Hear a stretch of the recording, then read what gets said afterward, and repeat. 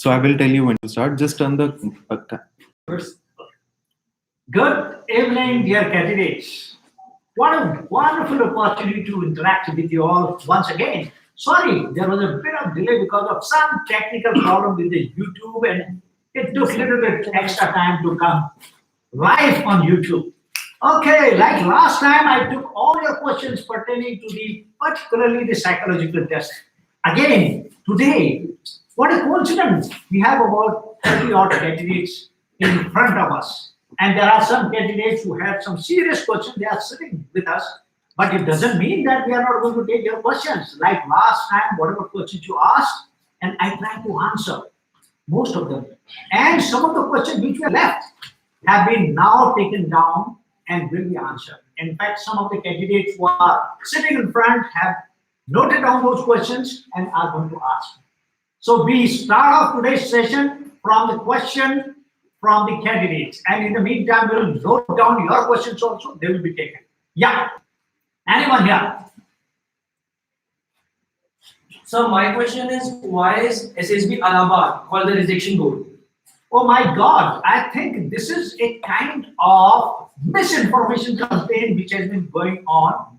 Can you believe right from my days when I appeared for the SSB? Those days also they used to call it Allahabad is a rejection center. No, I will say very emphatically that it's a misconception. The reason being Allahabad has 5 boards. So large number of candidates come here and there are large number of rejections. It doesn't mean it's a rejection board. And can you believe there are large number of officers who are from Allahabad board? So it's just simply the more number of rejections, causes people to think perhaps it's a rejection center. And it's a rumor which has been going on since ages, but it has got no basis, frankly speaking. It's not so. I will not agree with that. Yeah, any other question? So, yeah. So my question is, when is de novo system getting implemented and what changes is it going to bring in SSB? Okay, boys and girls, de novo system, it is whatever. Firstly, the information, whichever is in the open domain, I'm going to only disclose that. Yes, there has been a study about the de novo and it is going to be implemented. Initial rumors were that it is going to be implemented in July 2019, but it didn't happen. To my guess, I repeat, it's a guess only, it will take anything from 1 year to 2 years. Yes, it is going to bring a lot of changes in the selection system. In a sense, the major factor in this is the selection system, which was for 5 days, is going to be brought down to 3 days.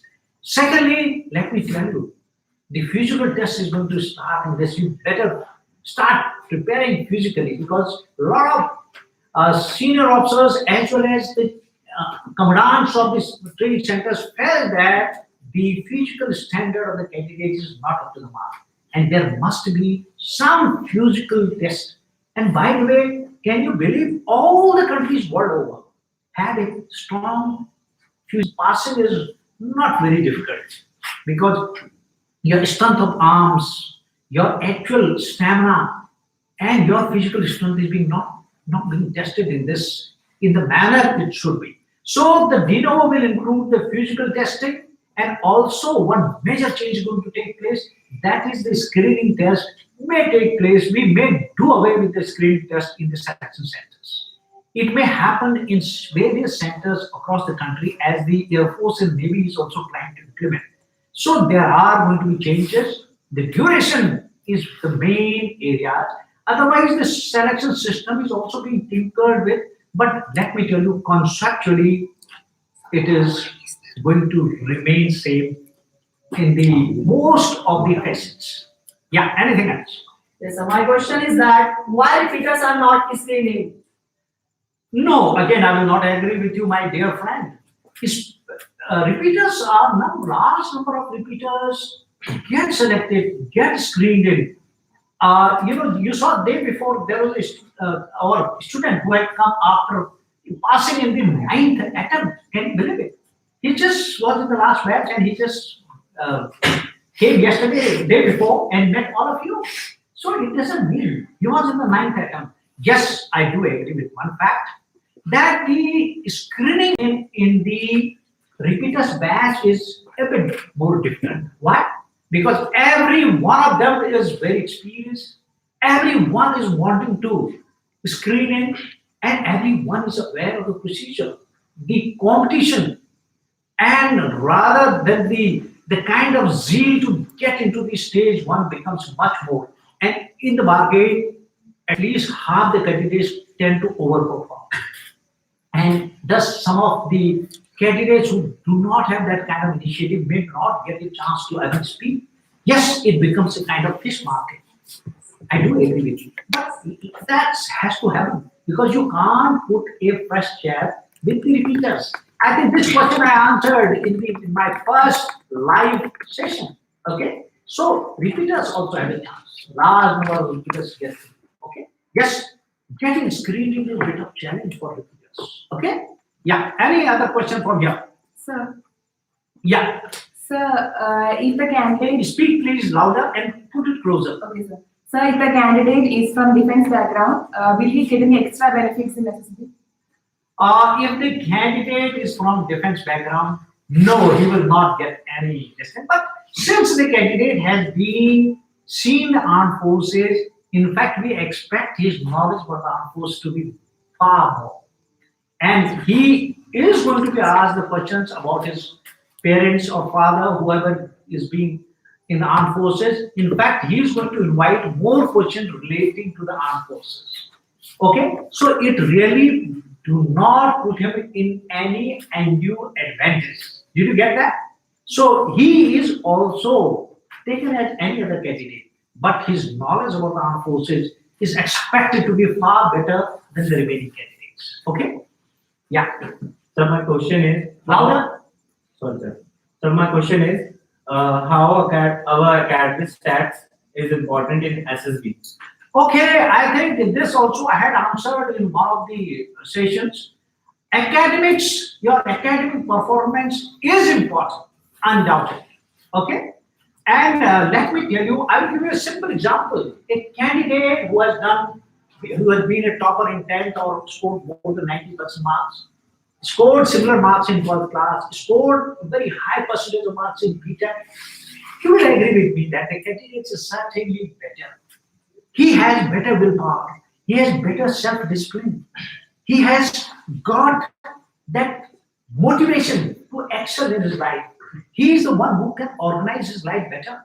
He is motivated for the future to do something. So there are numerous qualities which emerge out of your better performance in the academics. So have no doubts. A candidate who is better in academics creates a better impression, but not necessarily is going to get selected.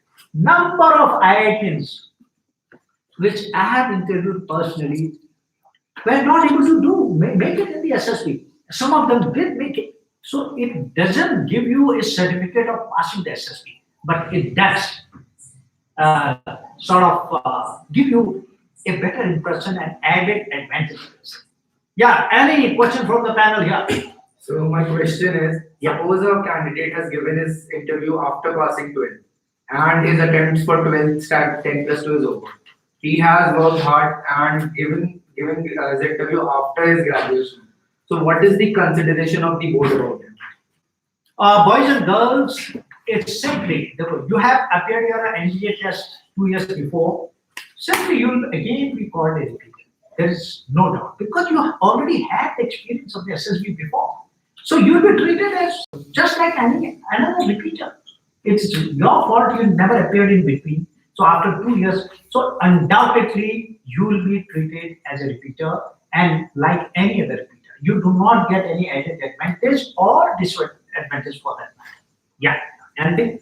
So my question is, if a candidate has taken a resignation from his job 2 to 3 months ago before his interview, what impression does it create on the interviewing officer about him or her? Okay. Yes, dear candidates, large number of candidates do take some kind of dropouts, do leave their job. But let me tell you, leaving the job only displays his perhaps disliking for the job. I have seen large number of candidates who love their job. They come time and again and appear in the SSB. So leaving the job, I can tell you, is not solely because of he is wanting to clear the SSB. Yes, that may be one of the added aim, but actually his liking for the job, his satisfaction level for the job is not up to the mark. Otherwise, why will people who are in the better companies like TCS, Infosys, why don't they leave their job? They don't.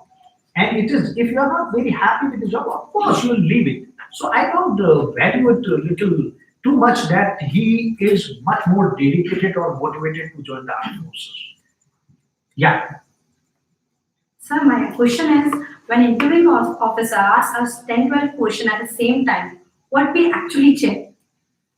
Okay, yes, generally the environment calls them rapid fire questions. But actually, listen, it's an interview and it's a personality based interview. And let me tell you, by asking the questions in one go, say 8 to 10, a number of things are getting resolved. The first thing, your listening power. Okay, how much you can focus. Thereafter, your mind's organizing ability of those thoughts and still thinking about the logical answers for all those questions which have been asked from you. Of course, and besides that, let me tell you, which is equally important, if not more. You know, the interviewing officer's job is to watch you, to look at you, to look at your reaction, to assess you. He's going to monitor your each and every action besides listening to your each and every word. He needs more time. So in an interview of, by the way, 40 minutes, the interviewing officer speaks only for 5 minutes. So he in one go speaks his questions, gives his question in one go. And thereafter it is left to the candidate and he's just looking at the candidate. So his assessment is going to be better. It's simply that reason. Otherwise, what will happen? It will become a kind of interaction. One line the candidate speak, then thereafter the interviewing officer speak. It's a no different.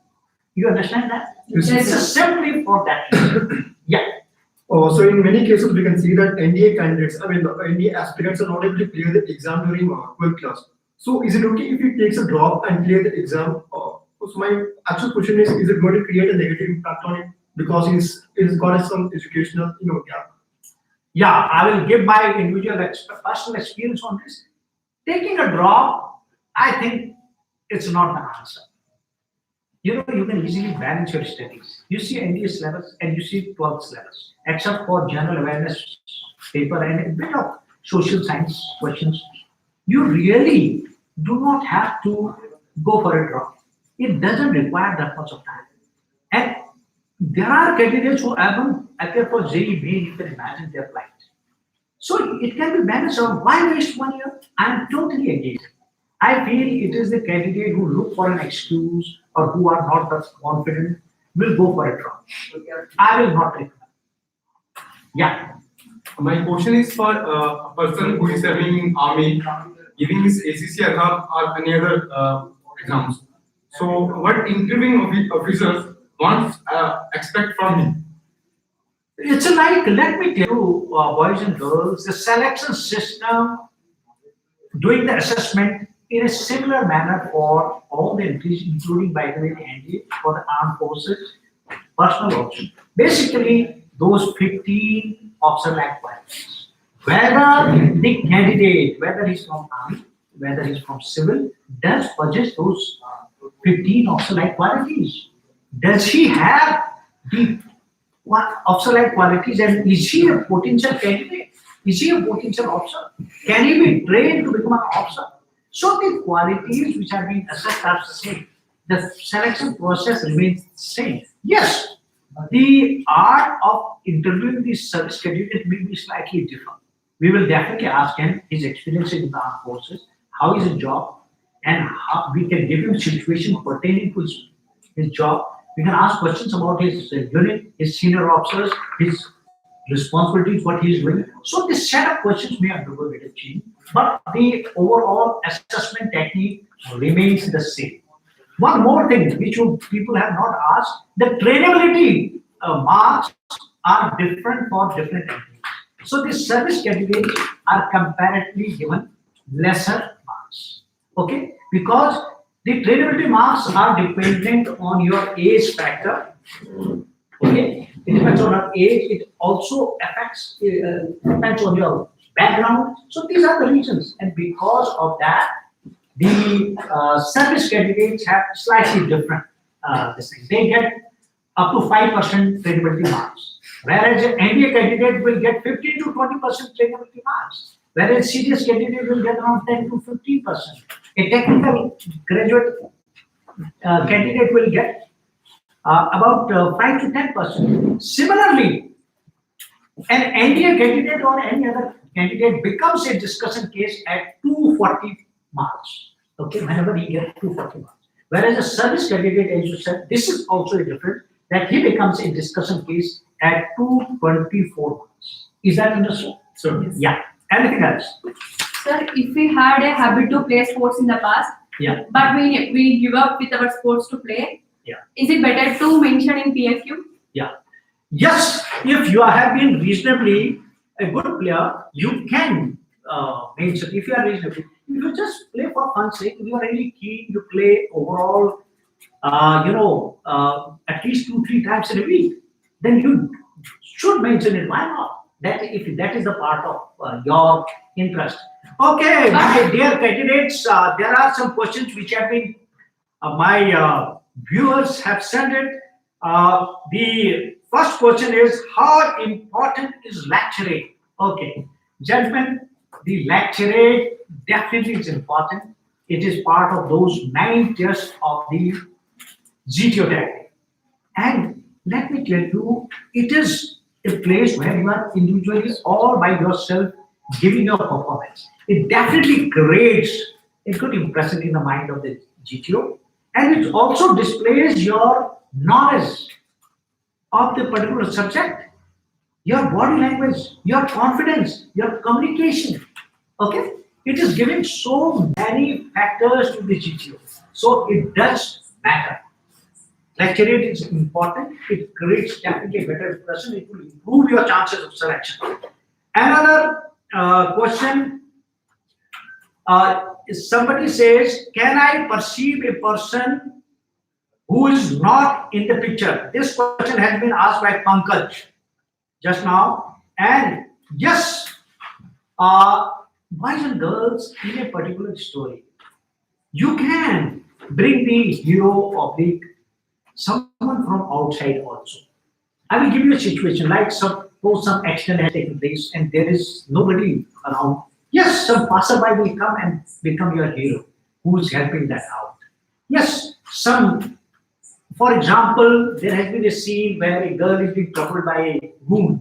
Obviously, your hero will come outside and save that girl, or for that matter, at least do something to help her out. So, in any case where you find there is a need for somebody entering from outside, there is nothing wrong in your TAT if your hero comes from outside. You can definitely perceive from someone coming from outside. But it should not become a routine. Otherwise, there are enough people if in the picture, there is no point making somebody come from outside. Okay? Okay. Is coaching necessary? Boys and girls, this question I have already answered. And let me tell you this. As we advance in our life, in every facet of our life, we get guidance, we get coaching, we get institutions which really prepare us. If I have answered this question in a similar manner, if the Indian Administrative Service, IS can have a coaching, if your JE can have a coaching, if your police services can have a coaching, if your any exam for that matter can have a coaching, why not? And I will give you a fact. Can you believe it? First time students or candidates who go without coaching, they go original for the SSB and come back original from the SSB. And you ask them, they will always say, sir, first time we never knew about the system, nobody told us, we were told that it is not required. I will say, the coaching, if you are blindly coached, if the coaching is directed to improve your personality, to improve your officer-like qualities, to improve genuinely you as a person as a leader, the coaching is a must. And you saw that for days coaching there virtually transforms you. And the real change in you starts taking place from this academy. I can say that. And our students speak for that. Our success rate speaks for that. It's because of this. So undoubtedly have no doubt. If it is coaching, I will say it may not help. If it is guidance, if it is mentoring, it is in inner engineering, it will certainly help. Any other question? Okay. How to develop confidence in interview? Okay, boys and girls. Confidence. What is confidence? How the confidence comes in an individual? It is sure if you have good knowledge. Let me tell you for an SSB. Imagine a candidate having a good knowledge, whether of the general awareness, whether the knowledge of himself, and he has good communication skill. He has command over his language. Obviously, you agree that his confidence will be better than any other normal being. You understand that? So the confidence is a product of your good knowledge about command over yourself, and that way you will definitely be much more confident. Okay? Is there any other question in that? I think we covered everything. Yeah. Last question. Last question. Last one. How to develop the qualities from Your school life. school life? Okay. Okay, gentlemen. You know how many obsolete qualities are there? There are 15 obsolete qualities, and to develop them. How to develop these 15 obsolete qualities? Yeah. Anybody can give his views from the podium here? Sir, by reading books. Good. Anything else? So by our daily activity, what we actually do in our whole day. Okay. Yeah. So Anybody? by taking part in debate competition and other competition, organizing all the events in the school, the colleges. Okay. Yeah. Yeah. So, if the candidate is thinking to develop the OL skills, Yeah. and if he is thinking to become a leader in life, Yeah. then he should assume that he is a leader from the smaller stage of his life. Yeah. So the OL skills get inculcated into him from the school life as well. Okay. Boys and girls, you know what are the OLQs? There are 15 OLQs divided into 4 factors. And let me tell you this. Since personality is a product of these OLQs and personality can be changed. Now the new concept is that all the qualities can be equally developed. You can develop all these qualities. If you are going to join the armed forces, I will give you a simple trick. When you have planned to join the armed forces, just try, I will not say imitate, start thinking yourself as an army officer. At least you can think yourself as a potential army officer. Obviously, you will take a haircut like an army officer, you will try and dress like an army officer, or you will behave in a gentlemanly fashion the way an army officer behaves. You will be develop more self-discipline by following a time routine, getting up at time, sleeping on time. You will develop your health. You will be physical fitness conscious. And let me tell you, this is the beginning. To develop your obsolete qualities, also to develop yourself as an army officer. And you will obviously, if there is a motivation in you to join the armed forces, you will read more about the armed forces. You will see movies relating to the armed forces. You will see videos relating to the armed forces. Virtually, you will pass more time in news which are relating to the armed forces. You will ever see them YouTube videos relating to the armed forces. What is happening now? Look at this in the entire day, maximum time you have devoted to the armed forces to luxury. Don't you think you develop the obsolete qualities? Yes. So it is naturally the product of the time you devote to a particular thing. If you develop, give more time to your sports, your sports will improve. Similarly, to your dream of joining the armed forces, you develop more time to it. Certainly, you are going to develop all the qualities. Is that understood? Okay, boys and girls, it has been a wonderful interaction. We will meet again every third Sunday of the month. So looking forward to more of such kind of lively audience, as well as our candidates who are sending questions. And let me tell you, if your questions have not been answered this time, we are taking note of it. And we will include them in the next session. Don't miss it, because you are going to gain a lot. And by the way, we are in our next session going to take maximum of your online questions.